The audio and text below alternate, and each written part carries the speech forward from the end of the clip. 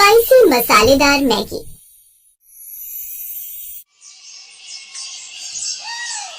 रोहन को बाहर का चटपटा खाना खाने की काफी ज्यादा आदत थी और उसकी इस आदत से उसके सारे घर वाले बहुत ज्यादा परेशान रहा करते थे। लेकिन रोहन किसी की भी बात कभी भी सुनता ही नहीं था। ऐसे ही एक दिन उसकी माँ उमा उससे कहती है, अरे रोहन, तू काम से आ गया, चल जल्दी से खाना खा ले ताकि मैं बर्तन साफ करके आराम कर सकूं।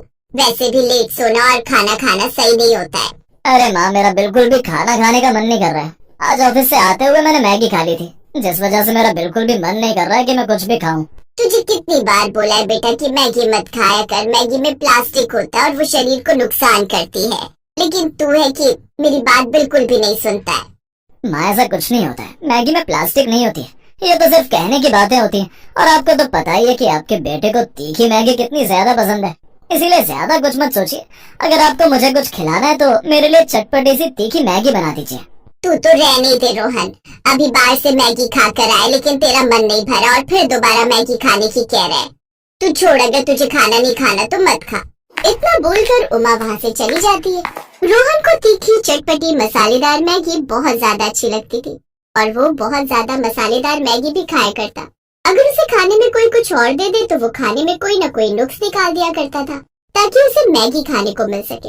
ऐसे ही एक दिन रोहन अपनी माँ उमा से खाना खाते हुए डाइनिंग टेबल पर बैठकर कहता है, माँ, आपने कैसी मैगी बनाई है? इसमें तो बिल्कुल भी स्वाद नहीं है और ये कितनी गंदी लग रही है। इसमें तो तीखा बिल्कुल भी नहीं है, थोड़ा मिर्ची डाल दीजिए। तभी रोहन की भाभी, जो कि टेबल पर बैठकर खाना खा रही थी, उसने चाकू उठाया और हरी मिर्च काट कर रोहन की मैगी में डाल दी और कहा, देवर जी, अब ये मैगी और स्पाइसी हो गई है, इसलिए माँ जी को परेशान मत कीजिए और अब आप इस मैगी को खा लीजिए। मैं जानती हूँ आपको तीखी स्पाइसी मैगी खाना बहुत ज्यादा पसंद है, पर आपको ये सोचना चाहिए कि आपको ये मैगी नुकसान भी कर सकती है। रोहन इस बात का कोई भी जवाब नहीं देता और मैगी खाने लगता है। ऐसे कुछ दिन गुजरते और एक दिन रोहन एक लड़की से मिलने के लिए जाता है जो उसे डेटिंग ऐप पर मिली थी। वैसे आपको खाने में क्या पसंद है? अगर मुझसे पूछा जाए तो मुझे तीखी मैगी बहुत ज्यादा अच्छी लगती है। I just love spicy Maggi. माफ करना, पर मैं तीखी मैगी नहीं खा सकती। इनफैक्ट अगर मैं कुछ भी तीखा खाती हूँ तो बीमार पड़ जाती हूँ। I hate spicy Maggi. हे भगवान, इस लड़की को स्पाइसी मैगी बिल्कुल भी पसंद नहीं है। अगर इस लड़की को मेरी पसंद ही पसंद नहीं तो ये मुझे कैसे पसंद कर सकती है? बेटा रोहन, जल्दी से कोई ना कोई बहाना बना और निकल यहाँ से। रोहन अब कोई बहाना बनाकर वहाँ से चला आता है क्योंकि उसे तो ऐसी लड़की चाहिए थी जिसे खाने में तीखा पसंद हो। ऐसे इस बात को एक हफ्ता गुजर जाता है कि तभी एक दिन एक लड़की मिताली का रिश्ता रोहन के लिए आता है और रोहन कहता है, माँ, मुझे शादी करने में कोई दिक्कत नहीं है, पर पहले ये पता कर लेना कि वो तीखी मैगी खाती भी है या नहीं। हाँ बेटा, उसे तीखा बहुत ज्यादा अच्छा लगता है, तुम्हें ज्यादा चिंता करने की जरूरत नहीं है और तुझे और तीखे पीछे स्वाद को वो बहुत अच्छे से संभाल लेगी। ऐसे कुछ दिन गुजरते हैं और रोहन की शादी मिताली नाम की लड़की से हो जाती है।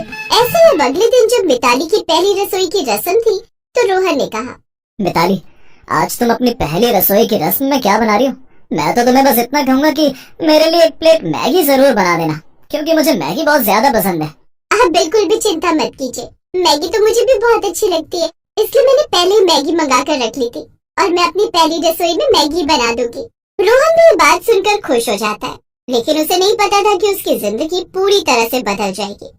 मिताली ने बहुत तीखी मैगी बना दी। भले ही रोहन तीखा खाता था, लेकिन उसे इतना स्पाइसी खाने की भी आदत नहीं थी।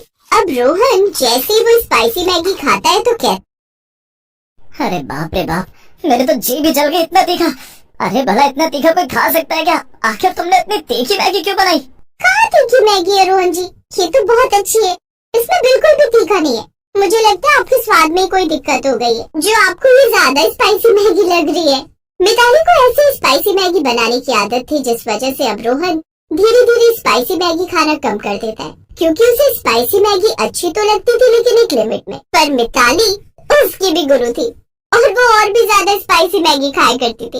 ऐसे एक दिन रोहन के कुछ दोस्त उसके घर आते हैं। भाई रोहन, सुना है तेरी बीवी बहुत अच्छा खाना बनाती है, भाई हमें भी उसके हाथ का खाना खाने का मन कर रहा है, जरा कुछ बनवा कर खिला तो दे। हाँ हाँ, मुझे बताओ क्या खाओगे? पनीर मखनी, दाल मखनी, तंदूरी चिकन, मलाई कोफ्ते? नहीं यार, ये सब नहीं, कुछ हल्का फुल्का। अरे तुझे मैगी बहुत अच्छी लगती है ना, इसीलिए तो अपनी पत्नी से कहकर हमारे लिए मैगी बनवा दे। अगर मैंने इन लोगों को मिताली की मैगी खिला दी तो फिर ये बेकार में उसकी बुराई करने लगेंगे, इससे अच्छा है कि मैंने कुछ और खाने के लिए फोर्स करो। मेरी बीवी बहुत अच्छा खाना बनाती है, तो तुम लोग खाना खाओ ना, ये मैगी क्यों? अरे नहीं यार, अब तो हमारा मन मैगी खाने का ही कर रहा है। आखिर हम भी तो भाभी के हाथ की मैगी खाकर देखें और उनकी तारीफ करें। रोहन ये सुनकर काफी घबरा जाता है। उसे लगता है कि अगर मिताली सच में स्पाइसी मैगी बनाकर ले आएगी तो इन लोगों का क्या हाल होगा। पर अब रोहन के पास दूसरा कोई रास्ता भी नहीं था, इसलिए वो मिताली को मैगी बनाने के लिए कहता है। रोहन घबरा रहा था, लेकिन सब कुछ उल्टा होता है। जैसे ही मिताली मैगी बनाकर लाती है और सभी लोग उसके हाथ की मैगी खाते हैं तो अरे वाह मिताली भाभी, ये मैगी तो बहुत अच्छी बनी है, न ज्यादा तीखी न फीकी, बिल्कुल परफेक्ट। सच में भाभी, ये मैगी खाकर मजा ही आ गया। मुझे नहीं पता था कि आप इतनी अच्छी हैं। अगली बार आप हमें एक मैगी बनाकर खिलाना। रोहन भी ये सारी बातें सुनकर हैरान हो जाता है। उसे समझ में नहीं आता कि जो मिताली हमेशा स्पाइसी मैगी बनाया करती थी, उसने नॉर्मल मैगी आखिर कैसे बना दी। अब कुछ ही देर में उसके सारे दोस्त घर से चले जाते हैं, जिसके बाद रोहन अपनी पत्नी से सवाल करता है। मिताली, मुझे एक बात समझ में नहीं आ रही कि अगर तुम्हें स्पाइसी मैगी अच्छी नहीं लगती है तो तुम मेरे लिए क्यों बनाती हो, और अगर तुम्हें स्पाइसी मैगी अच्छी लगती है तो तुमने जो मेरे दोस्त आए थे उनको ये प्लेन मैगी बनाकर क्यों दी? रोहन जी, वैसे देखा जाए तो मुझे भी स्पाइसी मैगी अच्छी लगती है, लेकिन जब मुझे अपने ससुराल वालों से ये पता चला कि आपको स्पाइसी मैगी काफी पसंद है और आप उसके अलावा कुछ नहीं खाते, तो मैंने आपको सबक सिखाने के लिए सिर्फ आपके लिए स्पाइसी का डबल डोज कर दिया। पर जब मुझे पता चला कि आपके दोस्त घर आए हैं और उन्हें मेरे हाथ की मैगी खानी है, तो मैंने उनके लिए नॉर्मल मैगी बना दी ताकि उन्हें कोई दिक्कत ना हो और आपकी शान भी रह जाए। लेकिन रोहन जी, इतना तीखा खाना अच्छा नहीं और सिर्फ मैगी खाना भी अच्छा नहीं। सच में तुम बहुत अच्छी हो मिताली, जिसने मेरे घर वालों के आगे और मेरे दोस्तों के आगे मेरी इज्जत रख ली। मुझे तो लगा था कि तुम अभी भी स्पाइसी मैगी बनाकर ही लाओगी, पर तुमने ऐसा नहीं किया। एक पत्नी को अपने पति के हिसाब से चलना चाहिए। मैंने भी वही किया रोहन जी। वैसे स्पाइसी मैगी खाना मुझे भी पसंद है, लेकिन फिर दोहरा रही हूँ, मैगी लिमिट में ही खानी चाहिए, वरना कल को कुछ भी हो सकता है। रोहन अब मिताली से वादा करता है कि अब वो ज्यादा तीखी मैगी नहीं खाया करेगा, और अगर खाएगा भी तो लिमिट में, क्योंकि रोहन अपनी पत्नी की समझदारी से बहुत खुश।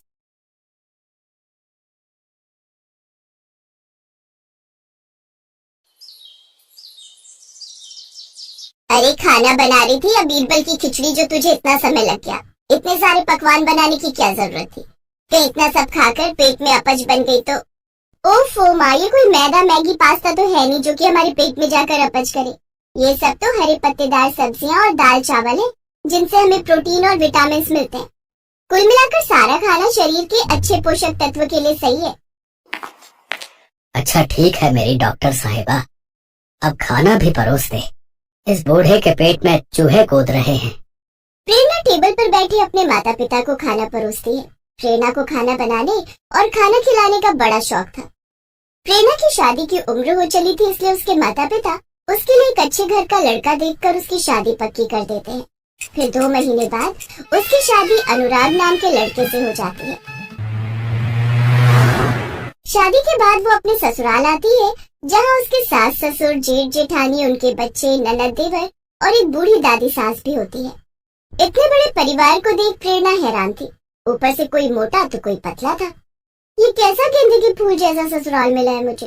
कोई जरूरत से ज्यादा मोटा तो कोई सूखा हुआ कांटा। ननद सूखे कांटे की तरह दुबली पतली, ससुर जी का पेट ढोल की तरह फूला हुआ, और इनके पेट पर तो कोई आराम से कप प्लेट रखकर चाय पी ले। अपने ससुराल वालों को देखकर जहाँ प्रेरणा के मन में उथल पुथल छाई हुई थी, तो वही वो इस बात से पूरी तरह अनजान थी कि उसके ससुराल वाले मैगी के कितने शौकीन हैं। फिर उसकी सास उसका गृह प्रवेश करवाती है और उसको उसकी ददिया सास से मिलवाती है।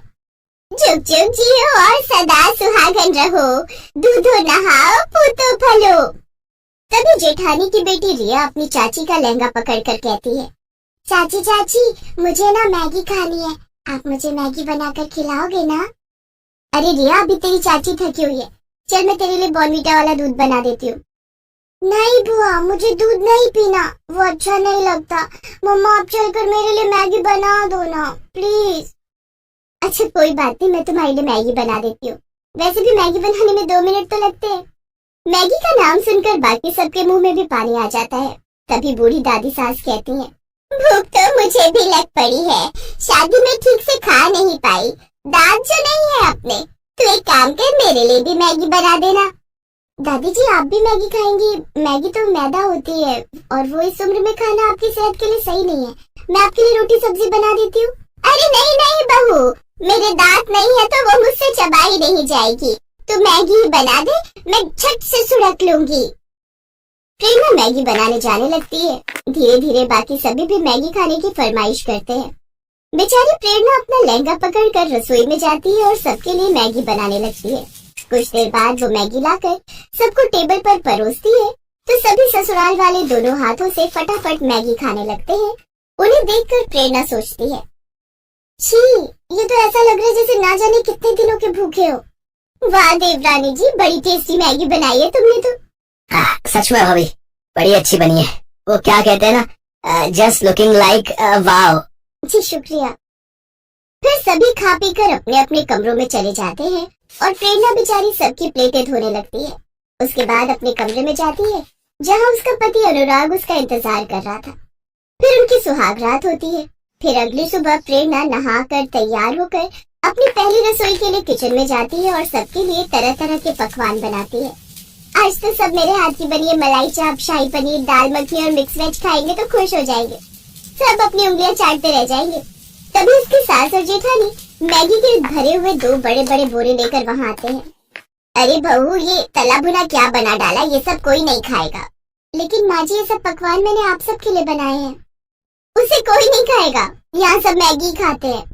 लेकिन कल रात सबने वही तो खाई थी। अरे उसे खाना नहीं, चखना कहते हैं। हमारे यहाँ तो हर रोज 1000 मैगी बनती है, तभी हम सबका पेट भरता है। 1000 मैगी के नाम से तो प्रेरणा को चक्कर आने लगते हैं। हे भगवान, ये लोग इंसान है या राक्षस? खैर मुझे क्या, मेरे लिए तो आसानी है, झट से पानी उबालो, मैगी डालो, बस फिर बन गई मैगी। ऐसा करो, आज तुम प्याज के तड़के वाली मैगी, सूखी मैगी, तरी वाली मैगी, मसाले वाली मैगी और मीठी मैगी बना लो। भैंस की पूंछ, 5 तरह की मैगी खाकर ये कौन सा शक्तिमान बन जाएंगे? पक्षी कहीं के। अब वो जल्दी जल्दी अलग अलग चूल्हों पर मैगी के पतीले रखती है। बाहर सभी बार बार घड़ी की तरफ देख रहे थे। कुछ देर बाद वो सबको 1000 पैकेट की बनाई हुई मैगी परोसती है। साथ ही अपने बनाए हुए पकवान भी रखती है। लेकिन उसके पकवान कोई नहीं खाता।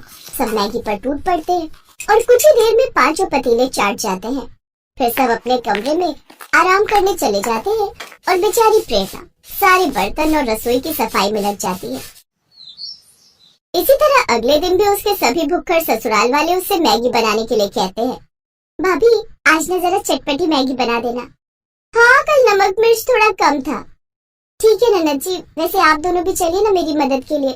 अरे बस मैगी उबालनी तो है, कौन सा उसमें समय लगेगा। जाओ, अब देर ना करो, सब खाने के लिए इंतजार कर रहे हैं। जी जेठानी जी। प्रेरणा रसोई में जाती है तो बाहर से आवाज आती है, और कितना समय लगेगा? जी बस लाई। एक तो ये खुद के सारे रायते की तरह फैले पड़े, ऊपर से ऑर्डर तो ऐसे कर रहे जैसे मैं बहू नहीं काम वाली हूँ। मसाले खोलते वक्त वो उसकी आंख और नाक में भी चला जाता है, जिससे उसे आंखों में मिर्च और छींके आने लगती हैं। वो जल्दी से अपना मुंह धोती है, फिर सबको 2 घंटे बाद मैगी परोस कर देती है। इसी तरह रोज रोज मैगी खाने से सबके पेट में दर्द रहने लगता है। किसी को दस्त, किसी को उल्टियां होने लगती हैं। यहाँ तक कि एक रोज रिया की तबीयत काफी ज्यादा गंभीर हो जाती है। साथ ही दरिया सास की हालत भी बहुत गंभीर हो जाती है। उन्हें जल्दी से अस्पताल ले जाया जाता है, जहाँ डॉक्टर उनसे कहता है, देखिए इनकी आंतों में मैदा जम चुका है। इतनी मात्रा में मैदा खाने से लिवर या किडनी आगे चलकर खराब हो सकती है। आप यकीन नहीं करेंगे डॉक्टर साहब, लेकिन मेरे ससुराल में हर दिन 1000 पैकेट मैगी बनती है। क्या आप लोगों को पता नहीं मैदा हमारे शरीर के लिए कितना ज्यादा नुकसानदायक है? आप लोग ये सब छोड़कर घर का हेल्दी खाना खाइए और घर के कामकाज भी करिए ताकि शरीर हेल्दी रहे, नहीं तो एक दिन तबीयत काफी ज्यादा खराब हो जाएगी। कुछ दिनों बाद वो दोनों ठीक हो जाते हैं और अब प्रेरणा के ससुराल वालों को अपनी गलती का एहसास होता है और वो अब मैगी छोड़कर घर का खाना खाने लगते हैं। साथ ही अब घर के बाकी सब लोग भी प्रेरणा की मदद कर